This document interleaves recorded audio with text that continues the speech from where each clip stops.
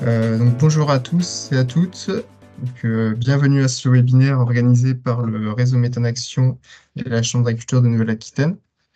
Je me présente, Nicolas Ferrand, chargé de mission en agronomie à la Chambre d'agriculture de Nouvelle-Aquitaine, basée à Lusignan, à côté de Poitiers. J'étais entre autres en charge de piloter ce projet Pampa. Je suis accompagné de Sébastien Minette, aussi chargé de mission en agronomie à la Chambre d'agriculture de Nouvelle-Aquitaine. Et il prendra note de vos questions que vous pouvez poser dans la conversation. Donc aujourd'hui, nous allons parler de sites divers avec les résultats du projet France Agrimer Pampa que j'étais chargé de piloter et qui est arrivé à son terme cette année.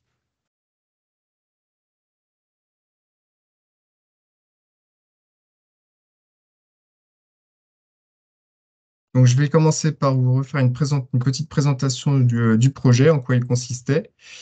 Ensuite, je vous présenterai les résultats des 3 années d'essai qui ont été mis en place.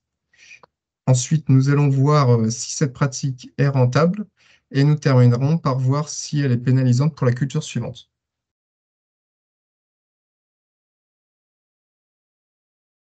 Alors, ce projet, il faisait suite à des essais mis en place avec Valeur Agrimeta en Exploit-Touche-Charente en 2020.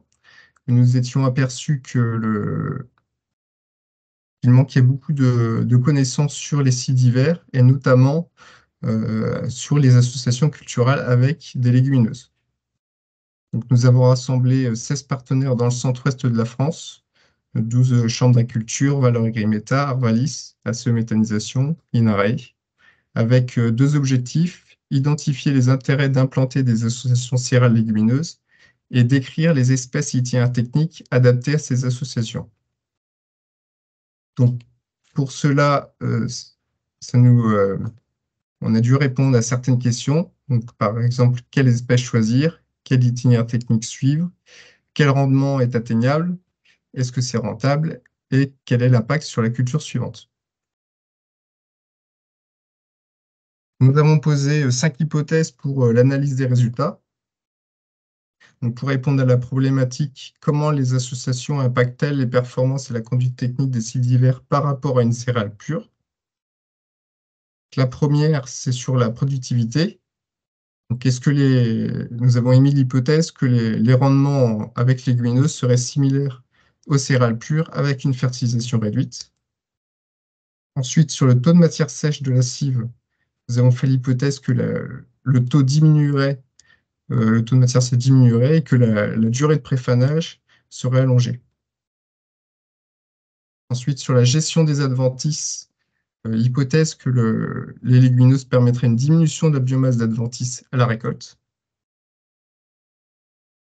Nous avons aussi étudié l'état du sol à la récolte, en faisant l'hypothèse que l'humidité du sol et les reliquats azotés à la récolte seraient équivalents entre légumineuses et céréales pures. Et enfin, dernière hypothèse, sur le bilan économique, que les coûts de production et marge cheminette seraient équivalentes entre associations et céréales pures. Donc, pour répondre à ces questions, nous avons mis en place des essais chez des agriculteurs avec un protocole commun pendant 3 années. Donc, la première année, semée en 2020, nous avons mis en place quatre couverts, donc du seigle Vitalo en pur, du seigle Févrole de Diva, du triticale Bikini pur et du triticale Févrole, avec 3 niveaux de fertilisation. Donc une dose X qui correspondait à ce que mettaient les agriculteurs sur leur parcelle, une dose X sur 2 et une dose 0. L'année suivante, nous avons ajouté le couvert Triticale Vess, toujours avec 3 niveaux de fertilisation, mais cette fois, la dose X était imposée à 100 unités.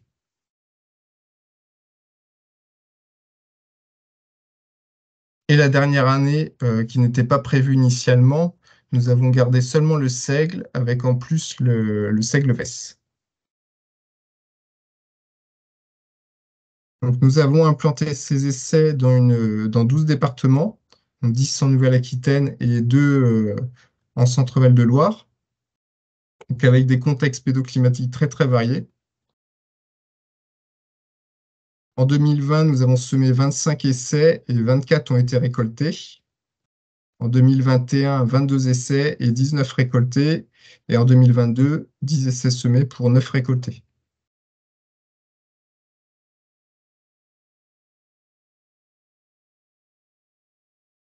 Voilà, maintenant je vais vous présenter les résultats des essais.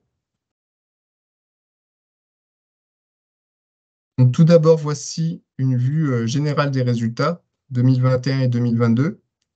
Donc, avec le rendement en tonnes de matière sèche pour chaque modalité, avec en jaune les céréales, en vert les légumineuses et en rouge les adventices.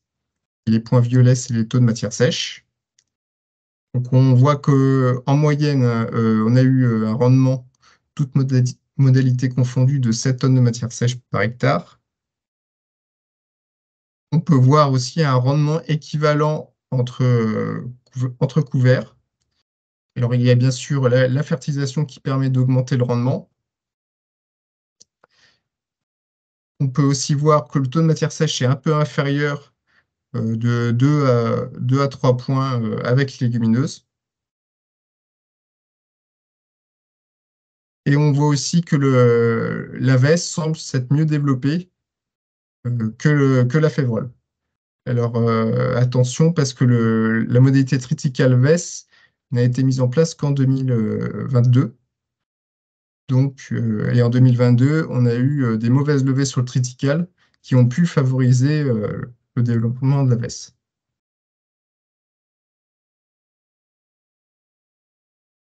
Ensuite, résultat 2023. Donc cette fois, on a eu des rendements bien supérieurs, 9,2 tonnes de matière sèche en moyenne. Alors c'est dû au fait qu'on a eu des conditions météo plus favorables pour les cives, et ça peut être aussi dû au nombre d'essais moins important, donc il n'y en avait que 10. Ils pouvaient être situés dans des contextes plus favorables aux cives. On a eu aussi un meilleur développement de la vesse, mais dans l'ensemble des proportions pas très élevées de légumineuses. Et sur certains essais, on n'avait même pas du tout de févrole, soit à cause de la maladie, soit du gel.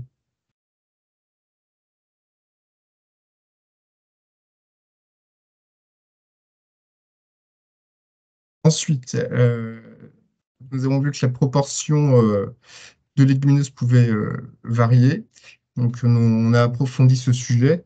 Donc, voici la part de légumineuses pour chaque essai, pour chaque couvert, sec févrole, triticale févrole et triticale vesse, avec en rouge l'année 2021 et en bleu l'année 2022. Donc, en 2021, on avait semé la févrole à 10 grammes mètre carré, et contre 20 en 2022, donc on avait doublé la densité. Et pour la veste, on avait mis 30 grammes mètre carré. On observait une très forte variabilité de la biomasse de légumineuse. On avait 18% en moyenne de févrole en 2022 contre 14 en 2021. Donc l'augmentation de la densité de févrole avait permis d'augmenter un peu la proportion, mais pas autant qu'espéré. Par contre, on avait 27% de veste, donc certainement à cause du triticale, à cause ou grâce au triticale qui s'était mal développé en 2022. On peut voir aussi que pour l'année 2022, la févrole avec le triticale s'était aussi mieux développé qu'avec le seigle. Donc on voit aussi que la part de légumineuses diminue avec la fertilisation pour les trois modalités. Donc, la fertilisation azotée favorise la céréale au détriment de la légumineuse, mais plus en proportion qu'en rendement.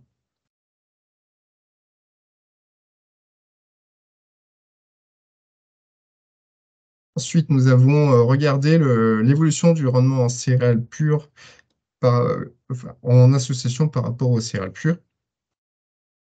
Donc, ce graphique montre l'évolution du rendement en association par rapport aux céréales pures en pourcentage. Donc, par exemple, pour ce premier essai, on a eu moins 4% de rendement avec les associations que pour les céréales pures. Donc, dans l'ensemble, il y a eu un impact positif sur la majorité des essais pour 2021.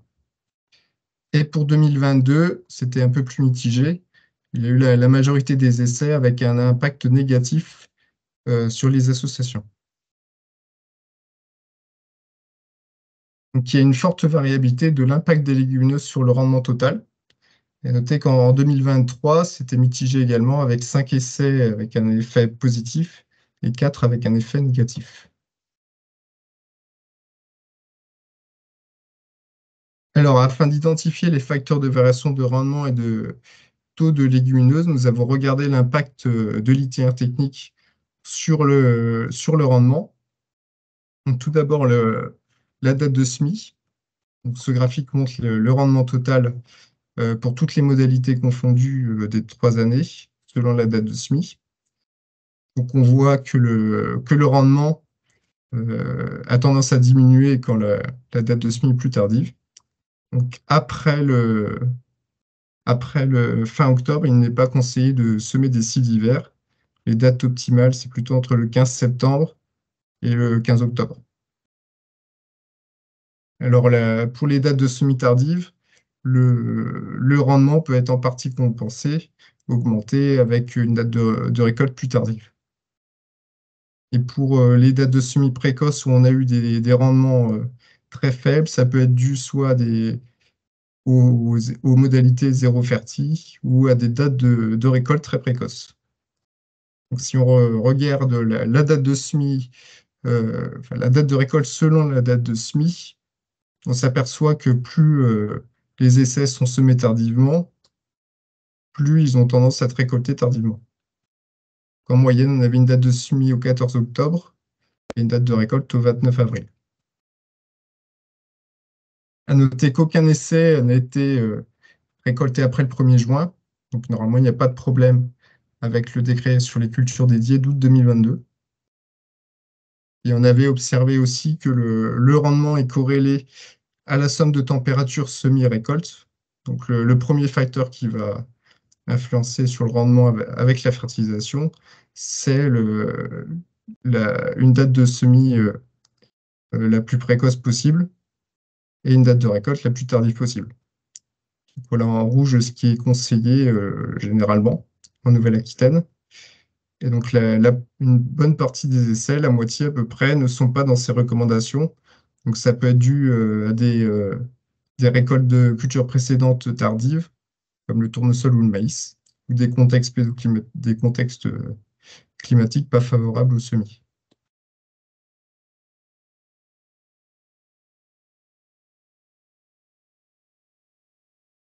Alors nous avons regardé ensuite l'impact de la date de semis sur le taux de légumineuses. Donc ici, sur ce premier graphique, le rendement février en tonnes de matière sèche, selon la date de semis, on ne voit pas d'impact de cette date de semis sur le rendement. Par contre, même chose sur le pourcentage de févrole. Et cette fois, on voit une petite tendance d'augmentation du pourcentage de févrole quand la date de semis est plus tardive. Donc, les semis tardifs pourraient impacter davantage le rendement des céréales que les légumineuses. Par contre, sur le rendement, il n'y a pas de tendance.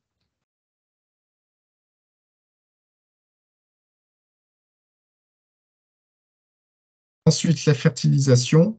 Alors, c'est le premier graphique montre le rendement pour chaque essai pour la dose 0, rendement moyen, toutes modalités confondues, avec les 4 couverts.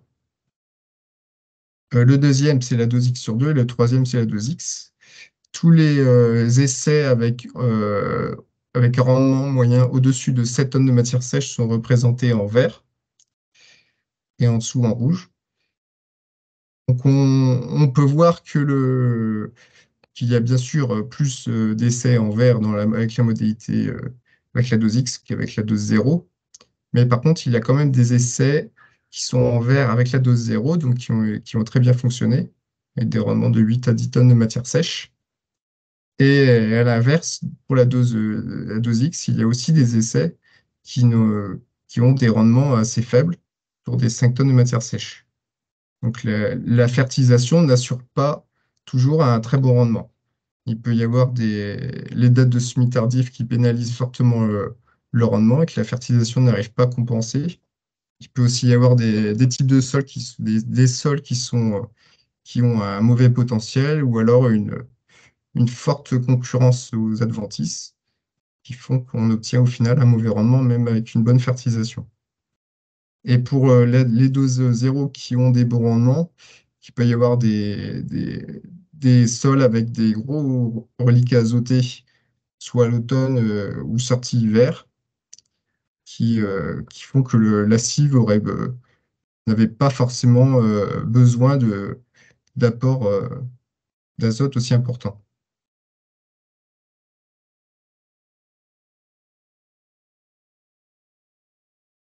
Ensuite, nous avons regardé l'impact du contexte pédoclimatique sur les cives d'hiver, et notamment ici sur la proportion de légumineuses. Donc, nous avons classé les sols en argileux, limoneux ou sableux, pour simplifier, et on n'a pas vu d'impact de ce type de sol sur la proportion de légumineuses. Alors, bien sûr, par contre, la classe de sol a eu un impact sur le rendement total, qu'avec les sols limoneux sont en général meilleurs que les sols sableux et argileux. Et il n'y a pas d'impact sur la proportion de légumineuses. Ensuite, la pluviométrie. Alors, on voit la part de légumineuses selon la pluviométrie semi-récolte, millimètre. On ne peut pas non plus tirer de conclusion avec ces données, donc il semble ne pas y avoir d'impact sur la part de légumineuses. Par contre, il peut y avoir bien un impact des très fortes pluviométries euh, sur le rendement en cive. Par exemple, sur cette photo, on voit un essai qui n'a pas été récolté dans les Landes à cause d'une forte pluviométrie hivernale et avec un sol hydromorphe.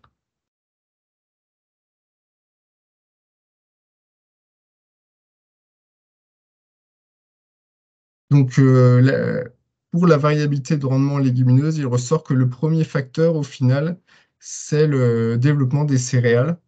On a observé dans beaucoup d'essais une tendance à une augmentation du taux de légumineuses avec la diminution du rendement en céréales. Donc les légumineuses se développent davantage en cas de mauvais développement des céréales. Donc, ce qui va favoriser les légumineuses, ça peut être un semis un petit peu plus tardif, une baisse de densité de céréales.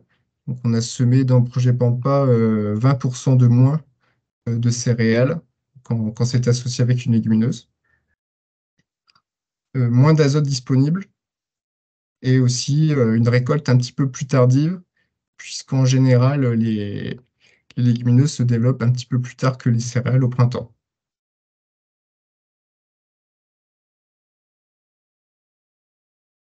Voilà, nous allons aborder maintenant la rentabilité. Est-ce qu'il y avait quelques questions Alors, juste des questions de précision, Nicolas, il y a deux questions. Alors, pourquoi avoir choisi le seigle par rapport à l'orge dans les essais? C'était la pratique la plus courante, tout simplement, en Nouvelle-Aquitaine en tout cas. Voilà, c'était l'espèce la plus cultivée par les agriculteurs, donc c'est en 2019, en tout cas, donc c'est celle qu'on a choisie pour le projet. Et la deuxième question, c'est pourquoi certains essais n'ont pas été récoltés? Donc, à quoi c'est dû? Il y a deux raisons. Il y a trois essais qui n'ont pas été récoltés à cause de trop d'adventices, tout simplement. Ils n'étaient pas exploitables et rendement trop faible. Et la deuxième raison, c'est la partielle hydromorphe que vous avez vue en photo. Rendement trop faible également. On ne pouvait pas en tirer de données. Voilà. Alors maintenant, nous allons voir si la pratique d'ajouter des légumineuses est rentable.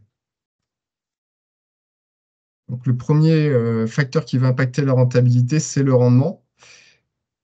Donc, l'analyse statistique nous a montré que la fertilisation augmente les rendements, quelle que soit la composition du mélange.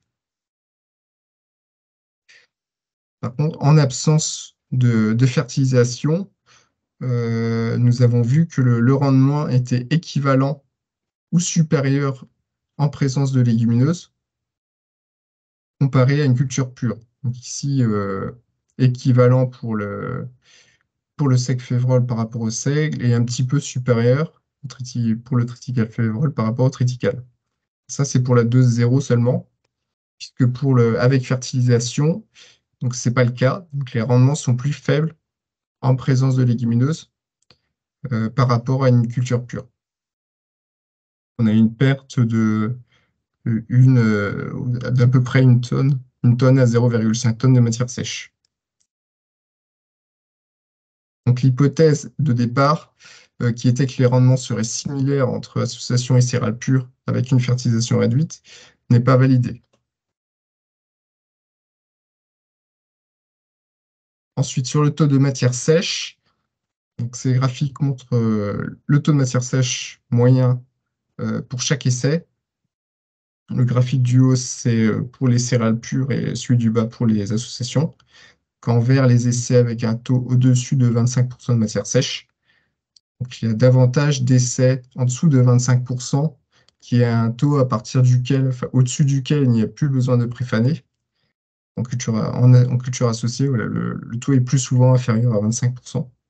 Donc, il y a plus souvent de préfaner, ce qui peut ajouter, si l'agriculteur n'avait pas prévu de le faire, ce qui peut ajouter un coût supplémentaire euh, à cette IVE.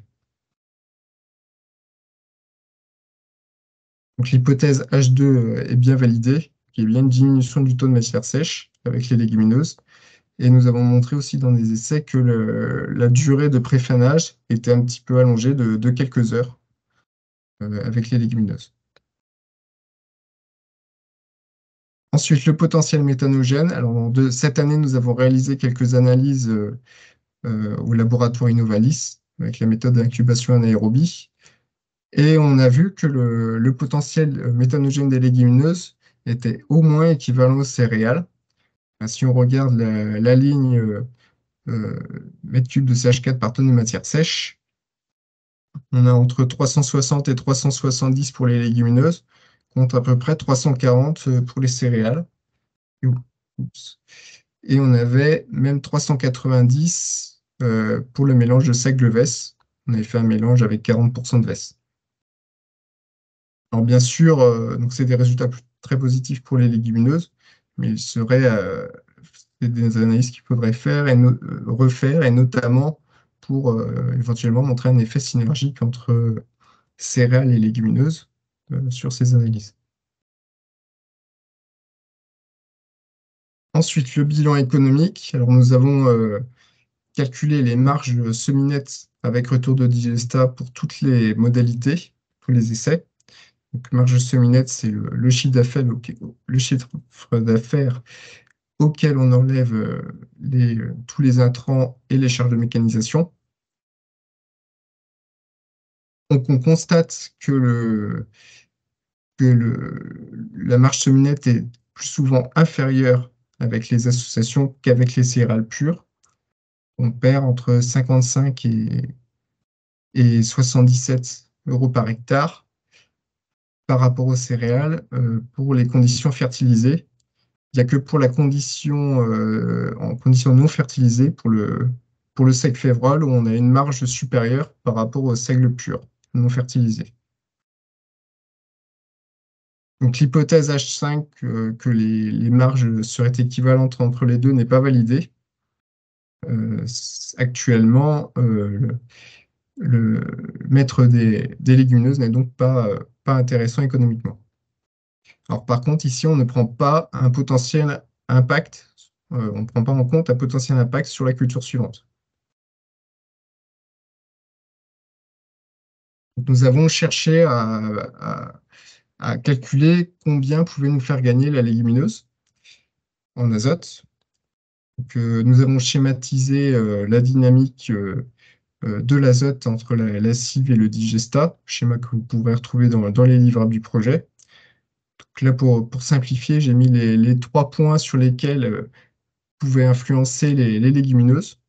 Donc, il y a tout d'abord le prélèvement dans le sol, comme à fertilisation égale, voilà, il y a moins le rendement en céréales est un petit peu plus faible dans le cas d'une association qu'une céréale pure, comme la légumineuse prend en très grande partie l'azote de l'atmosphère, que les prélèvements dans le sol sont un petit peu inférieurs pour les associations.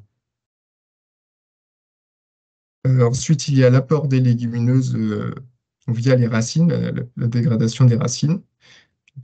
En 4 unités seulement, puisque la grosse majorité de la plante est exportée. Et il y a le surplus épandu sur la culture suivante, donc avec le digestat. Comme les légumineuses sont plus riches en azote, entre 3,5 et 4,5% contre 1,5 pour les céréales, la biomasse exportée est plus riche en azote, et donc le digestat sera aussi plus riche en azote, même s'il y a des pertes, bien sûr. Voilà, le surplus qui sera épandu sur la culture suivante sera un gain grâce à la légumineuse. Donc au total, on arrive à un gain d'une trentaine d'unités. Voilà, ici, on a pris les valeurs avec, pour la modalité sec-févrole, fertilisé avec 50 unités.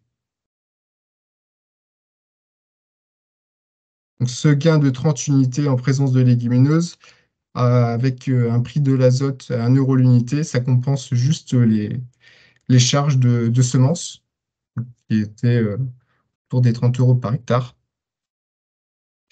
Avec 2 € par unité, ça peut compenser les charges ainsi qu'une baisse de rendement. Et à 3 € l'unité, ça permettrait d'avoir un bénéfice économique.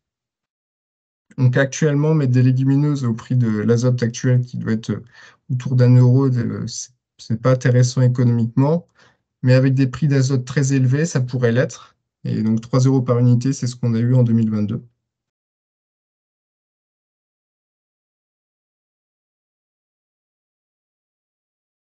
Est-ce qu'il y a des questions sur cette partie? Alors oui, Nicolas, sur la partie économique, quelques questions. En termes de rendement, donc une première question. Alors ça va dépendre sûrement de tes paramètres de Oui, calcul, mais quel rendement minimum faut-il atteindre pour pouvoir déclencher la récolte? En gros, c'est le rendement qui va permettre, enfin, oui. d'avoir une Ben, marge ben, positive. on avait calculé ce rendement, donc il est situé entre 5 et 6 tonnes de matière sèche. Il y a aussi une question sur la récolte.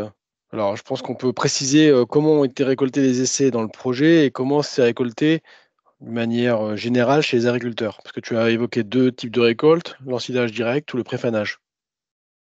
Alors, chez les agriculteurs, il y avait les deux méthodes. Il y avait voilà, ceux qui récoltent très tôt, autour du 20 avril, ben, ils préfanent tous. Et ceux qui récoltent plus tard, à partir du 5 mai, il y a tout le monde qui ensile directement. Et pour nous, par contre, pour les essais, on a récolté à la main, en placette. On a fait 3 placettes de 1 m² dans chaque modalité, qui étaient semées en bande avec le matériel de l'agriculteur. Mais pour pouvoir faire la proportion, voilà, on a séparé les céréales et les légumineuses. On a pesé séparément pour avoir la proportion et donc on était obligé de récolter à la main. Encore une précision sur la date de récolte. Est-ce que tu peux préciser comment elles ont été fixées dans le projet, ces dates de récolte? Comment elles ont été décidées? Et ben c'était au choix de l'agriculteur. Quand l'agriculteur nous disait qu'il allait récolter prochainement, ben, on venait récolter nos essais, donc quelques jours avant l'agriculteur. Et on laissait toujours, on a essayé d'imposer le moins de choses possibles sur les terrains techniques aux agriculteurs. Alors, j'ai une question sur le résultat et sur la fertilisation. Donc, peut-on considérer que les légumineuses permettent de réduire la fertilisation tout en sachant qu'on n'aura pas le rendement optimum par rapport à une espèce monospécifique, mais qu'on peut faire des économies? Tu peux répéter le début? le début de la question. Est-ce que l'association par rapport à du monospécifique, hein, seigle ou triticale pur, est-ce que l'association avec une légumineuse permet de faire des économies en azote? En fait, l'idée, c'est de maintenir un rendement correct, même si on n'est pas au rendement maximum. Oui. On- je vais remettre le graphique. Même si on diminue si on diminue la fertilisation pour augmenter la part de légumineuses, on aura forcément un rendement un peu plus faible qu'une céréale pure. Mais il peut rester.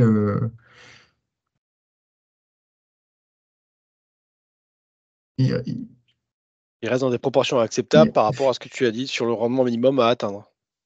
bah, il reste. Ça va dépendre des parcelles, en fait. Ça va dépendre du potentiel de la parcelle. Dans certaines parcelles, sans azote, enfin avec moins d'azote, on aura du mal à dépasser 5 tonnes de matière sèche. Euh, donc là où en général on était à peu près on était à 6 tonnes de matière sèche en médiane pour le triticale févrole avec une demi-dose d'azote. On était à 6 tonnes de matière sèche, donc on était au seuil de rentabilité. Mais à 6 tonnes de matière sèche, on est à zéro, on dégage pas de marge. Après, il y a des essais voilà, qui étaient bien qui ont eu un rendement bien plus élevé et donc avec une marge suffisamment intéressante, même avec moins d'azote. Alors, j'aurais peut-être dû commencer parce qu'on parle beaucoup de marge, Nicolas. Une des questions était peux-tu redonner la définition de la marge cheminette, de la façon dont elle a été calculée dans le cadre du projet? Alors, on a calculé le chiffre d'affaires en fixant un prix de la matière sèche et on a déduit toutes les charges d'intrants, donc semences et azote, et ainsi que les charges de mécanisation, donc du semis à la récolte. Pour la récolte, on a mis un forfait qui était le même pour tous les essais, pour à peu près être 250 euros d'hectare. Et voilà, ça ne prend pas en compte par contre le coût de la main-d'œuvre. C'est charge de mécanisation hors main-d'œuvre. Il n'y a pas Donc, non si je résume, plus. c'est rendement fois prix de vente, un prix de fixé, moins les charges opérationnelles et moins un coût de mécanisation. Voilà. C'est bien une marge cheminette hors main-d'œuvre.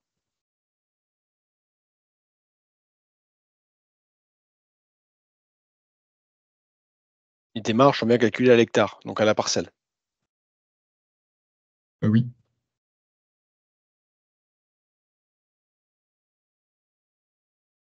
Je continue. Alors, cette technique est-elle pénalisante pour la culture suivante? Alors attends, Donc, Nicolas, je t'interromps encore, parce qu'il y a deux ah, questions qui viennent d'arriver. Je recommence. Sur le prix de vente, comment a-t-il été fixé? Le on prix de avait vente, fixé. la tonne de matière sèche. C'est un prix moyen qu'on avait choisi en 2020. On avait pris 110 euros par tonne de matière sèche, sans retour de digistat, 90 euros avec retour de digistat, il me semble. Voilà, c'est un prix, on a fixé le même prix pour tous les essais, donc voilà. Qui est un prix moyen constaté dans Voilà, c'est un prix moyen. nombreux méthaniseurs en fonctionnement. Et une question un peu supplémentaire, alors qui est peut-être plus de l'ouverture. Y a-t-il eu des essais où les céréales sont implantées en date précoce, donc avant la légumineuse, et la légumineuse est implantée après plus tardivement? Est-ce que les levées décalées pourraient fonctionner d'après toi? Donc on sèmerait en deux fois, d'abord la céréale, après la légumineuse. Non, on n'a pas eu le cas. Il y a certains essais, c'était arrivé peut-être sur un ou deux essais où la légumineuse avait été semée en deux fois, enfin qu'il y avait eu un semis en deux fois, comme la févrole normalement doit se semer un petit peu plus profond que la céréale. Il y en a certains puis souvent dans certains semoirs, c'est pas facile de mélanger des petites graines et des grosses graines, donc il y en a certains qui préféraient passer deux fois, mais c'était pas du tout la pratique la plus courante. Mais alors à une date différente, j'ai aucun. Alors, il y a sur certains. On a mis en place, l'usignan, on avait testé deux dates de semis sur un même essai, mais c'était on n'avait pas testé de semer une céréale. puis de rajouter la légumineuse après. Mais pourquoi pas? Après, sachant que les légumineuses, souvent la févrole, surtout, mettait du temps à lever, entre 2 semaines et demie, presque 3 semaines, au mois d'octobre pour lever. Donc si la céréale est déjà développée, je ne sais pas si la légumineuse va réussir à se développer dans la céréale. Je sais pas. C'est plutôt l'inverse qu'il faudrait faire, je dirais. Si l'objectif c'est de favoriser la légumineuse, il faudrait presque semer d'abord la légumineuse et après la céréale. Mais ça va être un peu compliqué techniquement, je pense.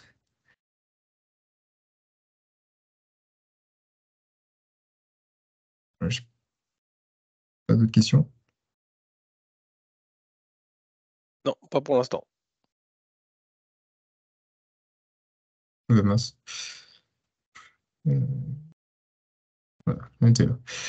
Alors, l'état du sol à la récolte, nous avons regardé les reliquats azotés. Donc, je ne vais pas vous présenter de graphique puisque les résultats sont trop hétérogènes, ils ne me permettent pas de conclure. Souvent parce que les rendements légumineuses étaient trop faibles. Donc, c'est compliqué de voir un impact sur les reliquats et encore plus sur les cultures suivantes. On a fait calcul avec la méthode Merci, que pour un rendement févrole de 2 tonnes de matière sèche par hectare, ce qui est déjà bien supérieur à ce qu'on a eu en moyenne, un couvert enfoui donne une restitution d'environ 40 unités et un couvert exporté environ 10 unités. Donc 10 unités, c'est compliqué d'observer un effet sur des reliquats. Donc c'est des analyses qui ne sont pas forcément très très précises. Et encore plus compliqué d'observer un effet sur le rendement de la culture suivante. Sur cette hypothèse, il n'y a pas de conclusion. C'est un sujet à approfondir. Et même si en théorie, il devrait y avoir un effet positif de la légumineuse, il est trop faible pour pouvoir être constaté. Ensuite, sur l'humidité du sol, alors on a observé une humidité du sol un petit peu plus faible avec légumineuses dans la majorité des essais où il y a eu des analyses. Donc, sur les 2 premières années, il y a eu des analyses sur 8 essais. Donc, il y a quatre essais avec un effet négatif sur l'humidité et 3 essais avec un effet inverse. Donc, l'hypothèse H4 que l'humidité du sol serait équivalente entre légumineuses et céréales pures, a priori, n'est pas validée. Mais voilà, cet impact est quand même assez faible et il faudrait faire d'autres essais pour approfondir ce sujet. Mais en tout cas, ce serait cohérent, comme les légumineuses sont plus humides que les céréales, ce serait plus logique qu'elles aient besoin d'un petit peu plus d'eau.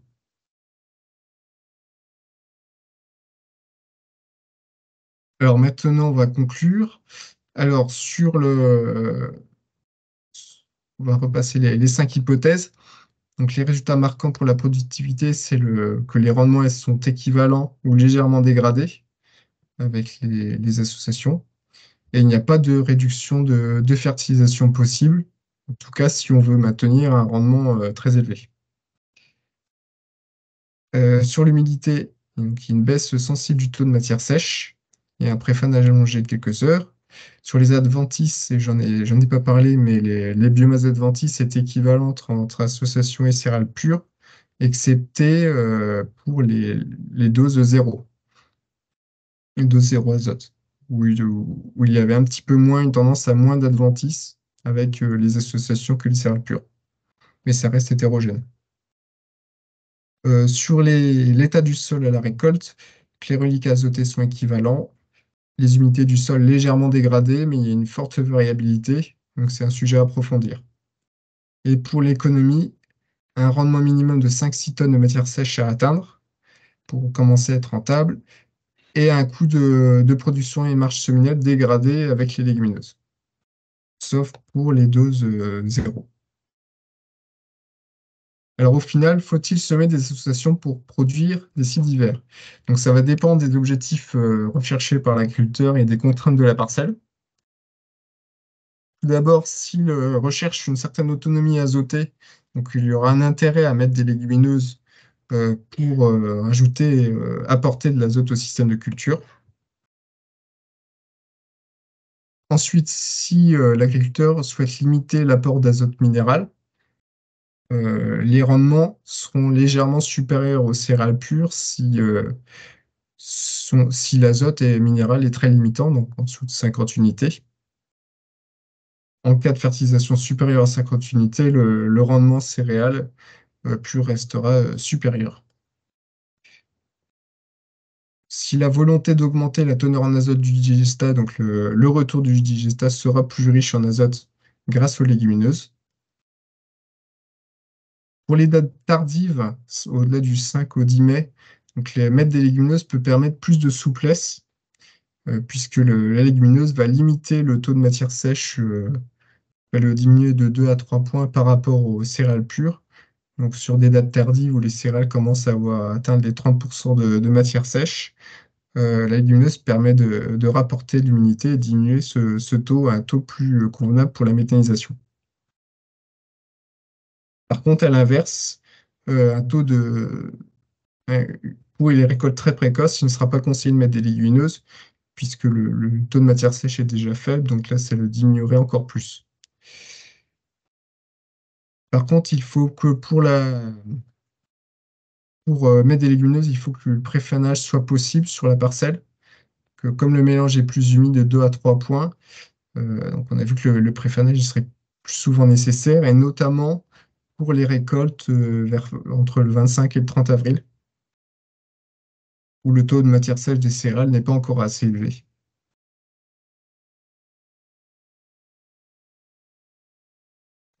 Ensuite, pour ceux qui visent un double débouché, le mélange avec les associations sera plus riche en matière azotée, donc il peut être utilisable en alimentation pour vaches allaitantes ou génisses. Et enfin, les légumineuses permettent de favoriser la biodiversité, donc avec une diversification des espèces, une moindre sensibilité aux bioagresseurs, et c'est bien sûr les févrole et la veste sont des plantes mellifères.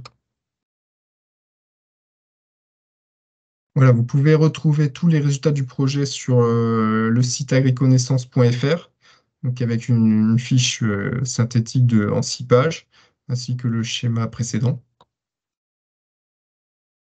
Voilà, je vais répondre maintenant aux dernières questions, s'il y en a. Alors, pour l'instant, j'ai pas de questions dans le fil de conversation. Donc, n'hésitez pas. Tu as des remerciements pour cette présentation très claire. Merci. De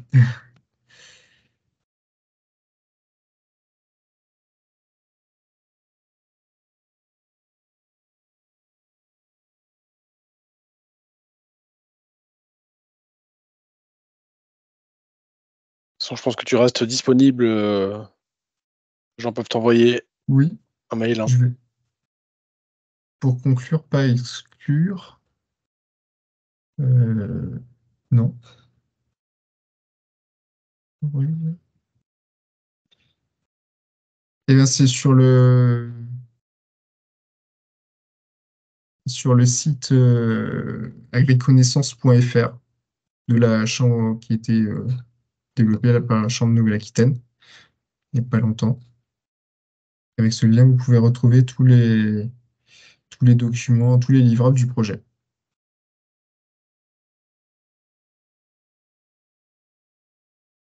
Et je pourrais vous envoyer aussi, bien sûr, le diaporama directement par mail.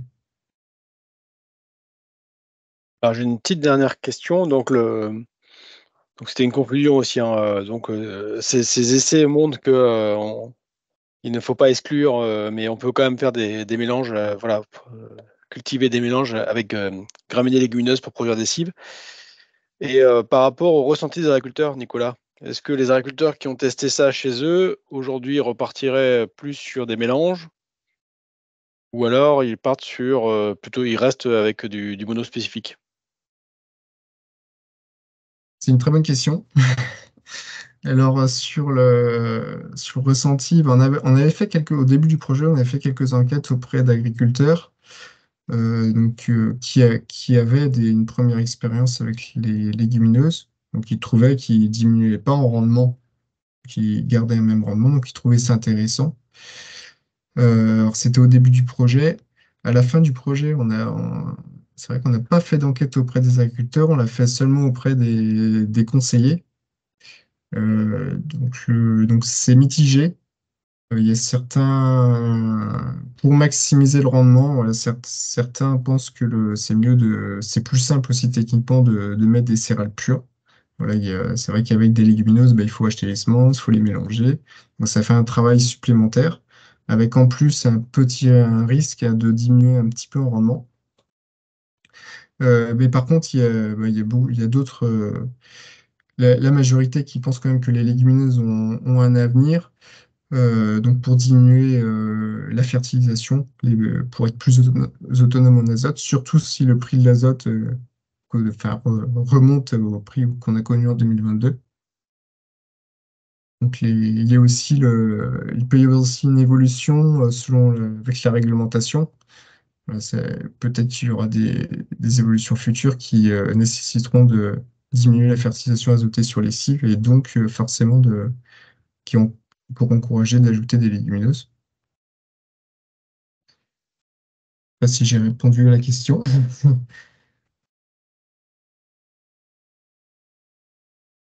On t'entend pas, Sébastien. T'as coupé ton micro. Pardon. J'ai une question un peu comme tout à l'heure sur la technique d'implantation et sur éventuellement la diversification ou d'autres techniques d'implantation. Ce serait savoir si les cives implantées alors, c'est noté prairie de légumineuses. Je pense par exemple à de la luzerne. Donc voilà, Oui. on profiterait en fait d'une base légumineuse déjà implantée, donc soit en prairie temporaire, soit, j'insiste sur la luzerne. Est-ce que ça pourrait être une technique intéressante? On a commencé avec ACE méthanisation. Il y avait eu un essai mis en place donc, de sursemis de cives, de seigle, dans une luzerne. Donc, ça avait donné des rendements pas autour de mémoire 6-7 tonnes de matière sèche. J'ai peut-être le diaporama. Il y avait alors toujours le souci de la proportion de luzerne. Voilà les résultats. Donc, on avait fait trois placettes, et c'est sur semis de cive dans la luzerne. Donc, en jaune, la cive, en vert, la luzerne. On avait comparé la luzerne pure. Donc, voilà, un rendement à peu près de 5 à 6 tonnes de matière sèche, avec une très faible proportion de luzerne. Après, on n'a pas testé d'autres techniques. Sur prairie, j'ai pas de. Semis sur prairie de sec, ça me dit rien.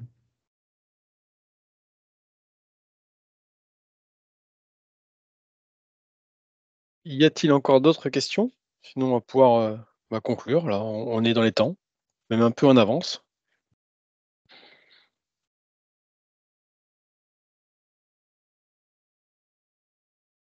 Et que là, je pense qu'il n'y a pas de Mm. questions supplémentaires. Et je renouvelle Ouais, ma la peine. suggestion comme quoi tu restes disponible voilà, par mail ou par téléphone sans aucun problème. Ouais, pas de problème, oui. Merci à tous pour votre participation. Une dernière petite question, est-ce qu'il y aura une poursuite au projet? Alors, très bonne question. Pour l'instant, à l'heure actuelle, non.